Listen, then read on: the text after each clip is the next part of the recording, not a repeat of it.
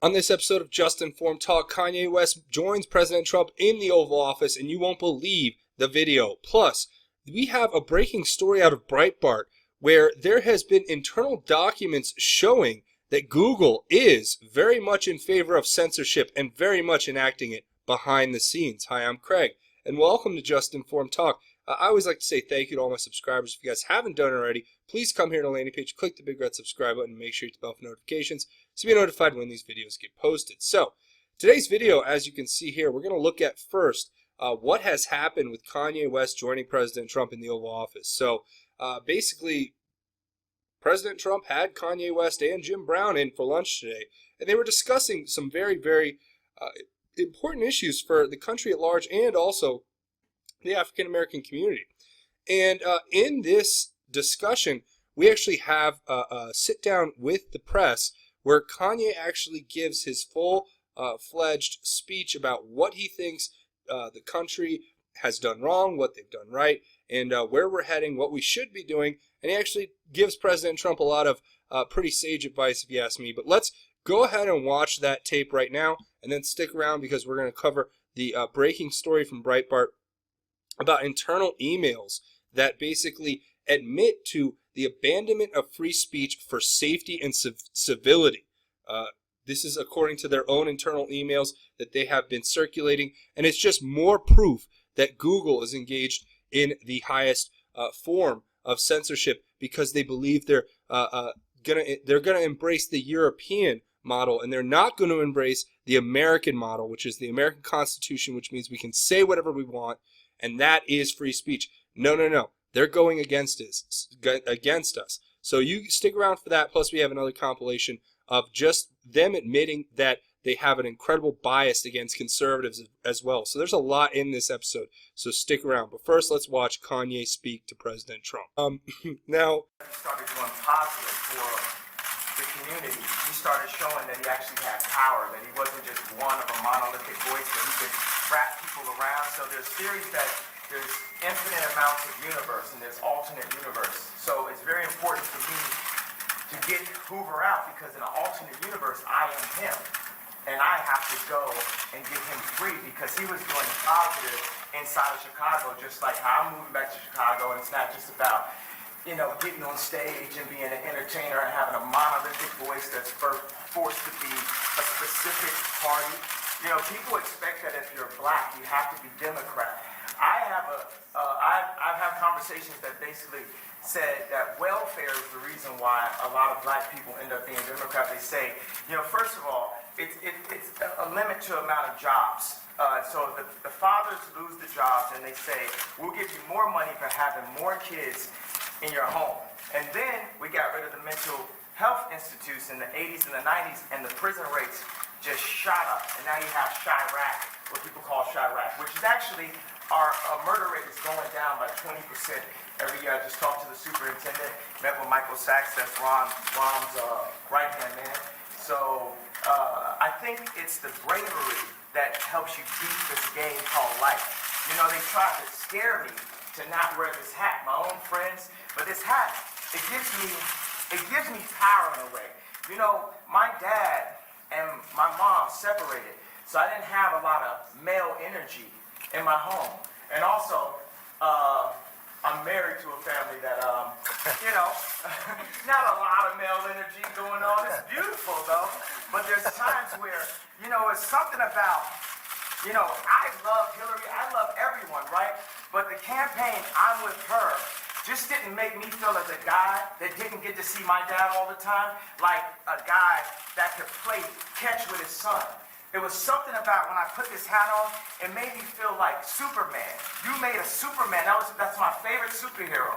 And you made a Superman cape for me also as a guy that looks up to you, looks up to Rap Lauren, looks up to American industry guys. Non-political, no put the beep on it, however you want to do it, 5 seconds delay, and just goes in and gets it done. Right now, you gave me the heart to go to Adidas, because at Adidas, when I went in 2015, we were a $14 billion company, losing $2 billion a year.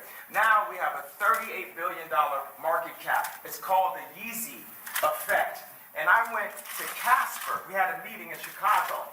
And I said, You have to bring manufacturing onshore, not even shore, into the core. It's not about the borders, the core of Adidas. And Chicago is the core of Middle America. We have to make Middle America strong. So I had to, because I had enough put on this hat.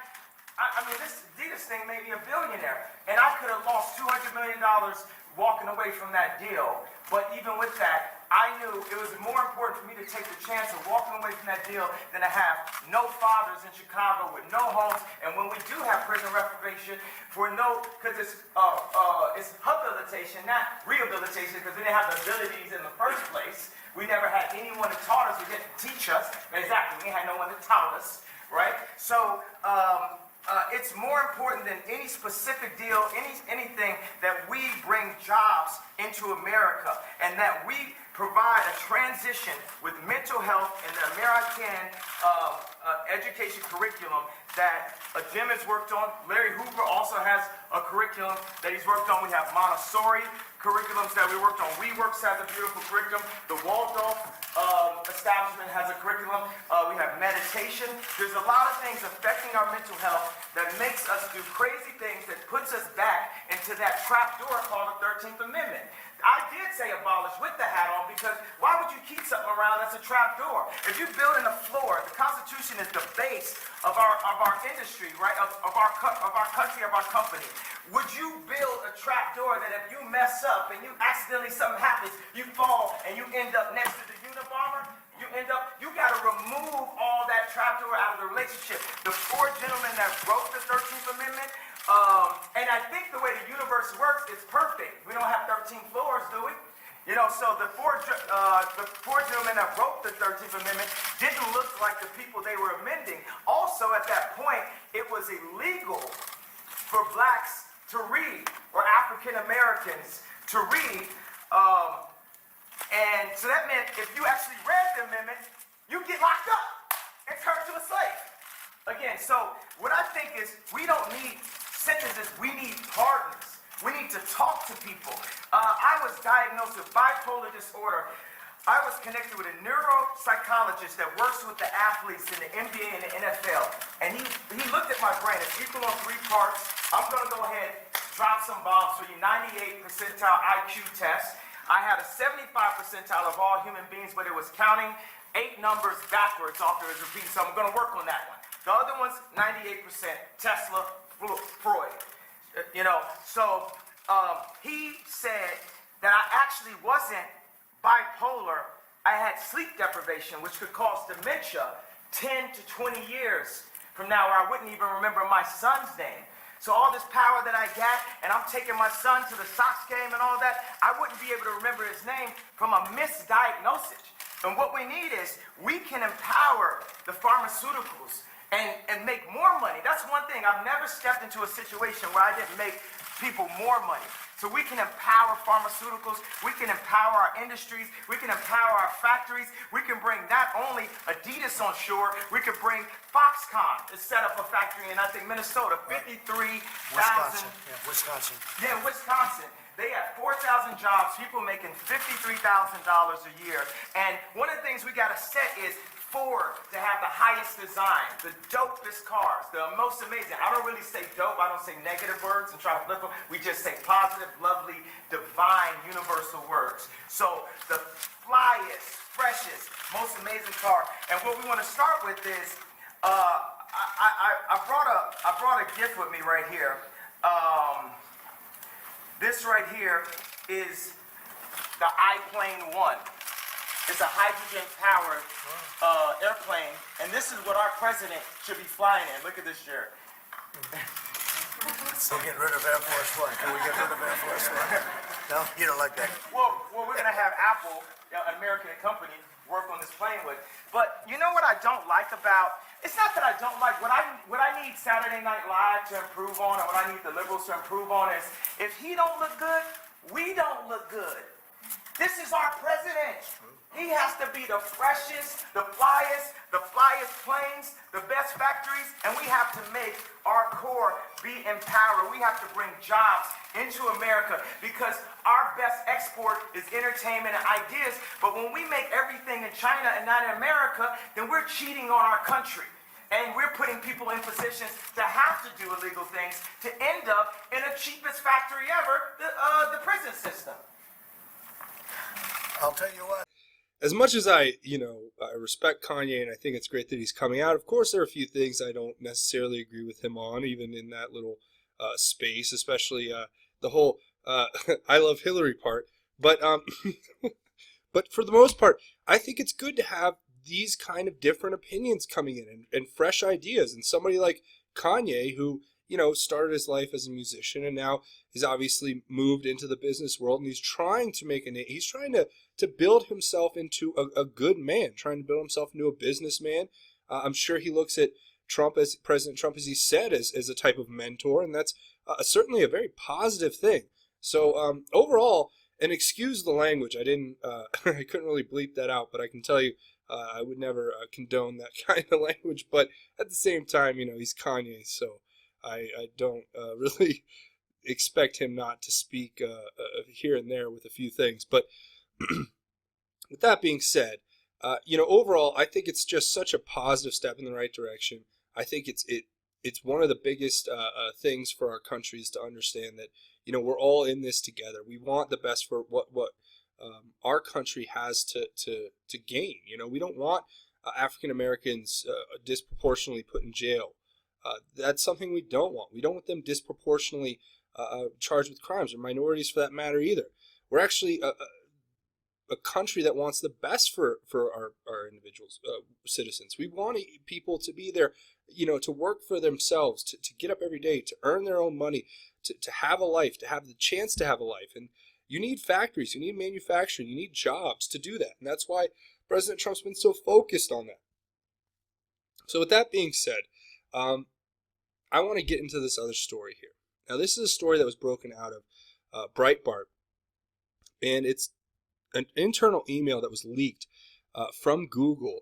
It actually admits that they've basically abandoned free speech in the United States version of free speech, that is constitutional free speech. They've adopted the European stance of free speech until there is a need for safety and civility, which is completely anti-American. It's unconstitutional, and it proves beyond a reasonable doubt to me that this is them becoming publishers of information. In the United States, they should be held criminally liable for any content that is allowed to be put on their platform, defamatory of anyone. They should be put through the ringer, because this article will talk about it. But we're going to watch this little clip from the editor here at Breitbart really quick. So I want to share this with you. He's the one that actually wrote this story. So let's watch. Now, Google and the other masters of the universe in Silicon Valley have assured the public that they don't engage in censorship. They say that the mass demonetization, banning, and suspension of activists, journalists, and political figures on their platform are either mistakes or legitimate enforcement of their terms of service that's carried out in a non-partisan way. They say that they don't rank or downrank content on the basis of politics.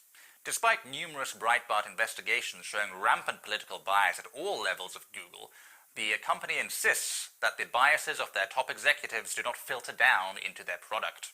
Google's allies in the Democratic Party go even further. They say that allegations that Google or other Silicon Valley companies engage in political censorship is simply a conspiracy theory cooked up by partisans and political opportunists. Of course, Google and its allies don't have an incentive to admit to censorship openly, because doing so would invite scrutiny from officials and regulators. The Justice Department has already convened a meeting to address the question of whether Google intentionally stifles free speech. So for Google to admit to doing so would essentially be shooting themselves in the foot. So the question is there a gap between what Google says publicly and what they admit privately? Thanks to a bombshell new document leaked exclusively to Breitbart News, we can say conclusively that yes, Google has been lying to you. The Good Censor is an 85-page internal briefing that was leaked to Breitbart News from within the company.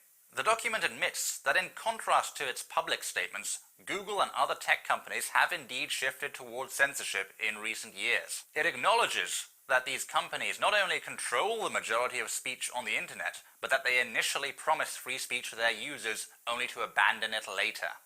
It describes free speech as a utopian idea, the flaws of which were exposed by the so-called bad behavior of its users. The briefing also takes a swipe at President Donald Trump, arguing that he spread conspiracy theories during the 2016 election. Now, Google has many far-left employees who develop radical proposals for company policy that never go anywhere, but this wasn't the random pet project of a lone employee. They consulted with academics, journalists, authors. They commissioned independent analysis to back up their findings. Clearly, Google invested resources in this briefing. Now, the document can be read in full on Breitbart News, and I would recommend you go and check out the whole thing. It shows you where the internet is headed, away from the initial principles of free speech and openness on which it was founded, and toward the censored, controlled space, watched over by a few unaccountable corporations who do as they please. And for conservatives and populists, who are identified again and again in this briefing as the justification for online censorship, this is nothing less than the greatest existential threat they have ever faced. So as you heard him explain there, basically, what this is an internal document that was basically funded by Google to do a study on censorship in today's world. And it talks about how a few different things. I mean, obviously you saw what was highlighted earlier there in that video, but it talks about how Google and Facebook and Twitter promised the world free speech. They promised impartiality. They promised all of these very, very intrinsically important principles about how they were going to moderate content on the internet. But what they've done is they have stolen your trust, and then they have lied to your face, and they have committed the acts which they promised not to do in secret behind closed doors. And now it becomes more and more public every day as we see people be censored, demonetized, pulled from platforms, and the like because of their political views and their religious views and their views that don't co-align with the far left liberal agenda of these major tech firms in Silicon Valley, who exert an enormously large amount of power over the flow of information digitally in this country. For instance, this document right here says, this free speech ideal was instilled in the DNA of Silicon Valley startups that now control the majority of our online conversations. And it gives these statements where Google saying they would provide unbiased, accurate, and free access to information. Yeah, in 2004, that obviously is not true anymore. Facebook saying a more honest and transparent dialogue around government. Well, we've seen Diamond and Silk are just one great example of many, many others on Facebook where people have been silenced, targeted, and removed. And Twitter is the free speech wing of the free speech party. Yeah, that may have been true for about 5 minutes when it started, but obviously we see where it's or about a year or two after it started, but now we see where it's devolved to as we speak now. And then here it talks about how there are two different kinds of censorship, and we're going to look at the actual document itself. So it's saying here, tech firms are performing a balancing act between two incompatible positions. And you see this graph, this chart, or whatever this is, this graphic here. And it's saying there's the American tradition right here, which would be our constitutional tradition in the United States of America, where they were started, funded, and basically became what they are today through a lot of government funding, I might add, as well. So instead of following our principles and our values because we started them and they should have complete and total loyalty to the United States of America, because we all know what you are, Google. You're a DARPA project. We all know what Facebook is. It's LifeLog. We all know what Twitter is. It's the dream of all dreams put together by the CIA to get real-time information on people. So we know where these companies started, but of course they didn't start exactly that way. But you know what I'm saying, right? This is what's the problem. They have the European tradition, which favors dignity and over liberty and civility over freedom. Well, you know what? Dignity and civility are perfectly acceptable, but they do not They do not stand ahead of my freedom to say what I want and to not be discriminated against and targeted for my opinions, for my politics or my religion. But Google doesn't believe that. Facebook, Twitter, all of that. They don't believe that anymore. See, this is the balancing act they were talking about, right? And they talked about by censoring the European way, racial and religious hatred, even when there's no provocation of violence. Well, that's un-American and unconstitutional. It says by creating spaces for the American one where all values, including civility norms, are always open for debate. That's the world I would like to live in, preferably. And then it says in the past, their position was clear. They were neutral aggregators and platforms, right? And guess what? It says, but tech firms have gradually shifted away from unmediated free speech towards censorship and moderation. So they're going to create a well-ordered space for safety and civility. It's put that they're going to basically target people who are politicized, editors, and publishers. So they're going to target the people. They're going to try to control information. They're going to try to put everything they don't like in the memory hole so you'll never know what it is. And this is how our dystopian future gets started right here, is with this kind of nonsense. And I mean, you see what they say right here in their own documents. They talk about how they're moving they're moving away from freedom. They're moving away from American constitutionally protected free speech. And they're moving toward this European system when it's the most frustrating and disgusting example of betrayal and just a complete betrayal of the American people. And they shouldn't get the protections that they asked for. Inside of this, there's actually a also, well, let's look at this really quick. Here's another great one, what they were talking about before. How they identify how President Trump here he's attributed a quote saying Google search engine was suppressing the bad news about Hillary Clinton.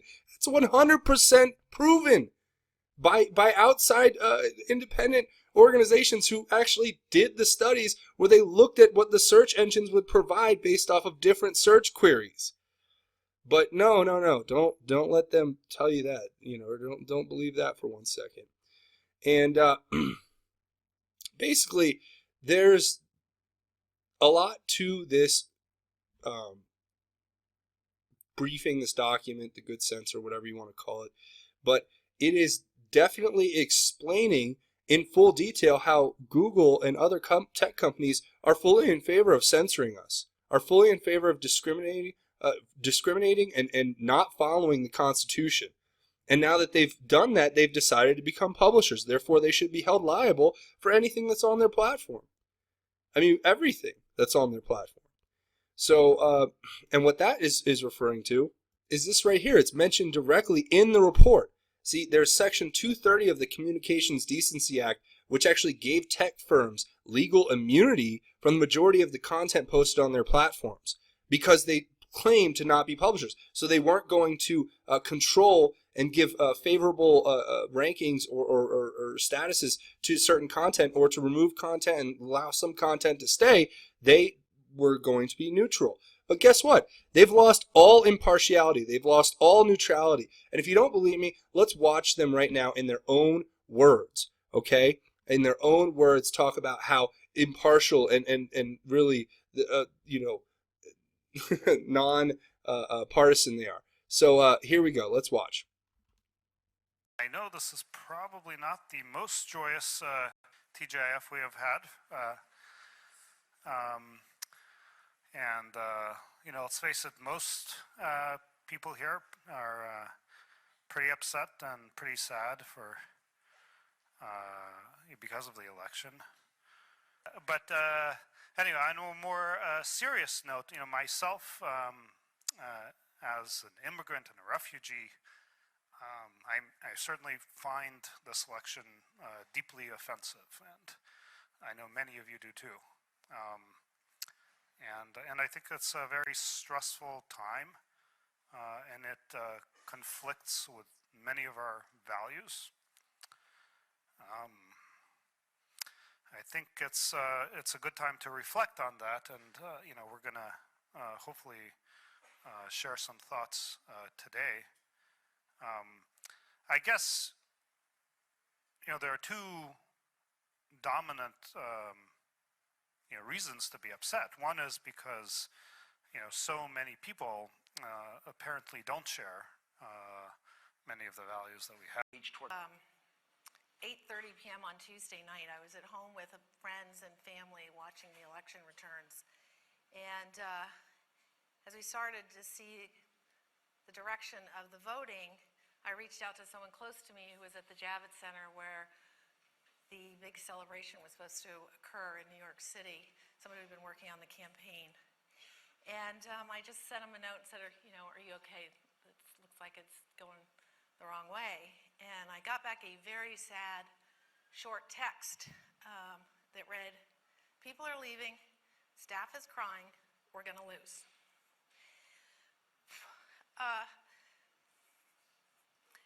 That was the first moment I really felt like we were going to lose. And it was this massive, kick in the gut that we were going to lose. And it was really painful. And the thing that hit me, and I've talked about it here before, we all have an obligation to fight for what's right and to never stop fighting for what's right. And that's one of the many things that I think makes this company so beautiful. Our values are strong.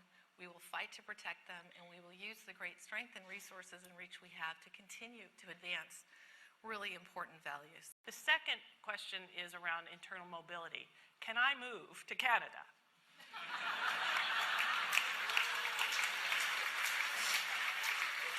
Now, one could guesstimate that at least 50% of Americans are interested in moving to Canada right now. And that might mean maybe at least 50% of Googlers might be interested in moving to Canada. Toronto and Waterloo can't handle us all, I'm afraid. But look, we move people at Google all the time. I just moved here to California 6-7 weeks ago. We moved 8,900 people in the last 12 months. We expect we'll be moving well more than 10,000 next year. So we care about your talent development and mobility independent of this election. So for those of you interested, pay attention. We do move people around. Finally, on diversity and inclusion, I think it's fairly obvious that Google leans largely liberal and democratic, but I do want to be clear that diversity also means diversity of opinion and political persuasion, and we value and welcome perspectives from all sides of the political spectrum. So I have heard from some conservative Googlers lately in the past few days that they haven't felt entirely comfortable revealing who they are when these conversations come up at work. So there you hear it for yourself. Those are the top execs over at Google, basically virtue signaling, talking about how they lean left and how they even make their own fellow employees feel uncomfortable in their workspace by being so blatantly partisan in their efforts, and talking about how they're going to use their resources to basically instill the values that they think are right. Doesn't that sound wonderful? Doesn't it sound like, you want these unelected corporate billionaires telling you how to live your life and what values you should have as a human being? Because their values are obviously much better than ours. I'm sure that every executive at Google, their values are just probably 100 times better than mine. I mean, I probably couldn't even stack up to somebody who has $1 billion and is the head of a company like Google or the head of marketing there or whatever. I probably can't do that. I mean, you see what these people do. They're obviously better than all of us, right? If you can't tell, I'm being sarcastic. And the reality is, what we're looking at here is the destruction of our own freedom here in our country. Our freedom of speech, our freedom to express ourselves, our freedom of religion, our freedom to the press. They're trying to restrict and destroy that with their values that they want to give us because they're so much better than us, right? Because Sergey Brin and Larry Page, these guys are they're 10 times better than us. Don't you even get that? Don't you understand how much better they are than you? Again, I'm being sarcastic. It's disgusting. It makes me sick. They make me sick. And here's an example of the type of people that work at Google. Let's watch this soy boy give us his take on what he's going to do. Speaking to white men, there's an opportunity for you right now to understand your privilege in the society. Take the opportunity to go through the bias-busting training, read about privilege, read about the real history of oppression in our country, and tomorrow night, watch 13th, the movie that is here. If you can't watch it here, watch it on Netflix. Discuss the issues you are passionate about during Thanksgiving dinner, and don't back down and laugh it off when you hear the voice of oppression speak through metaphors, and I promise to do this.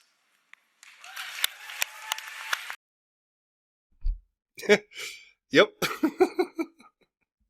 Guys, these are the values they want us to have. That's it. That guy just basically summed it all up. Check your white privilege. Check your male privilege. Check your American privilege. Check all your privileges and submit to the powerful, almighty, and powerful Google and their virtue signaling tech head leaders who will tell you exactly how to live your life. They will give you a set of values and morals that you can't find in the Bible. You can't find in civil society. You can't find in the Constitution. You can only find them in the halls of Google, the sacred temple of Google. That's the only place you can find your entire reason for living and how to live your life, what values to have, what morals to have. They all need to be delivered to you by Google. That's what this is, guys. That's what this is. So that's pretty much it. I want you guys to stick around for a minute because I got a few things to go over. Obviously, if you guys want to help out the channel, the best way to do it is to come here, click the big red subscribe button if you haven't already. It helps the channel out more than you guys will ever know. It lets them know you're here. It lets them know that you're watching and you're paying attention. And I can't tell you how much it means for you guys, for me when you guys do that. I'm really thankful. Also, come watch these videos if you guys want to get caught up in the latest Just Informed. Yes, we do cover QAnon here. And if you guys don't know what QAnon is, I encourage you to come here, watch this video. But if you do and you want to keep up with all the posts, these are great videos to come check out as well. And I can only say thank you from the bottom of my heart for everybody who comes and watches the videos and shares them. Also, if you guys want to leave your thoughts, theories, and insights down in the comments, that'd be great. I'd love to hear what you guys have to think about Google and Kanye. Can't wait to hear that. So you guys can go down and leave that in the comments. And even if you can't read or you can't leave a comment, you can go down and read through the comments. I guarantee you're going to learn something you didn't know. Another great way to help out the channel, come over here to Twitter at Justin_Formed. That's the official Justin Formed Talk Twitter page. Again, that's at Justin_Formed. When you come here, you can get all of my cool tweets. You can get all the videos from YouTube automatically get posted here. Plus, you get all the articles from the website. And if you're asking what website, well, that's this website, JustinFormedNews.com, the official website for Justin Formed Talk. When you come here, you can check out the content. It's basically just a tool for you guys to come use. And we're still in the beta test. I know it's been a while, but we're going to actually keep making it better and keep improving it as we go. So if you guys go check that out, that'd be awesome. Also, a couple more ways you can help out the channel. First would be coming over here to Patreon. That's patreon.com. And you can go to here and you can just search Justin Formed Talk. You come here to this landing page, you click this button to become a patron. I am so thankful and honored and humbled by everybody who's getting on here and helping out. And all of you guys who are continuing to support this work, I can't say thank you enough. You guys have probably seen this latest video that I put up here where I basically go over the fact that YouTube went into my library of videos and basically decided to remove full monetization and to demonetize a very large portion of my videos to limit their ability to earn monetization dollars. And that affects my ability to do this because this is my career. But with you guys and your support, I can only say thank you. And you guys are going to keep me doing this 24/7, 365. So that's really awesome. If you guys aren't interested in doing the monthly thing over here on Patreon, I totally understand. You just come over here to GoFundMe. It's gofundme.com/just-informed. And when you guys come here, you can make a one-time donation or an anonymous donation. That's how it works, and I really appreciate that as well. I appreciate everybody who's come over here and shown incredible generosity in helping keep this channel going. And you guys have basically made it so I can keep going, and I'm thankful. I'm eternally grateful, and I can't say thank you enough. But before we go, we're going to talk about the most important thing, and that's what I like to end every episode on. And it's a little bit of scripture, and we'll talk about what this scripture means. And the scripture I wanted to read today was Proverbs chapter 3, verses 13 through 26, and it's talking about wisdom and what that can bring into our lives. And I want to share it with you guys because as we look at these people who want to tell us what wisdom is and want to tell us that their values and their morals are better than ours and that what we believe is completely useless and is to be censored and to be removed, and they should tell us what to say and what to think. I'd like to respond with a piece of scripture from the Bible that talks about what true wisdom is and how we can obtain it. It says, "Happy is a man who finds wisdom and who acquires understanding, for she is more profitable than silver, and her revenue is better than gold. She is more precious than jewels. Nothing you desire compares with her. Long life is in her right hand, in her left riches and honor. Her ways are pleasant, and all her paths peaceful. She is a tree of life to those who embrace her, and those who hold on to her and are happy. The Lord founded the earth by wisdom, and established the heavens by understanding. By his knowledge the watery depths broke open, and the clouds dripped the dew. Maintain your competence and discretion. My son, don't lose sight of them. They will be life for you, an adornment for your neck. Then you will go safely on your way. Your foot will not stumble. When you lie down, you will not be afraid. You will lie down, and your sleep will be pleasant.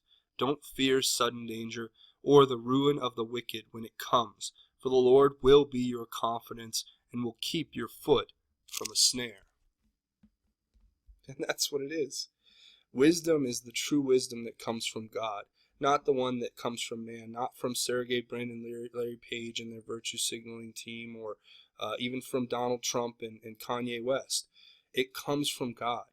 It comes from a relationship with God. It comes from reaching out to God every day and saying, "Lord, come into my heart. Give me the strength and courage and wisdom to do what is right, to know what is right, to live my life for you. Make me into your humble servant." That's the prayer you have to say every day. That's the sentiment you should approach God with, in my humble opinion, because I think God knows that he has a great plan for you and that he has many blessings in store for you, and that you have already been gifted the best gift and the biggest blessing of all, which is your eternal salvation through our Lord and Savior, Christ Jesus. So believe and believe hard, and go and pray. Go to church. Get involved with your community. Do acts of fellowship. Spread kindness. Live a Christian life. Do what is right by God, and you will do what is right by your family, friends, and everyone in this world. So that's where I will leave you guys, and I'm always thankful, and I put you guys in my prayers that I can be the man. I ask God to make me the man that he needs. Make me into his humble servant, because I know when I make that request, God, when he does give me that grace, that means I can give you grace. And I'm so thankful to be able to share God's grace with you. So that's going to be it. If you haven't hit the subscribe button, now's a great time to do it. Come here, click the big red subscribe button. But other than that, I want to say thank you for watching Just Informed Talk. My name is Craig. Godspeed, and God bless each and every one of you, Patriots.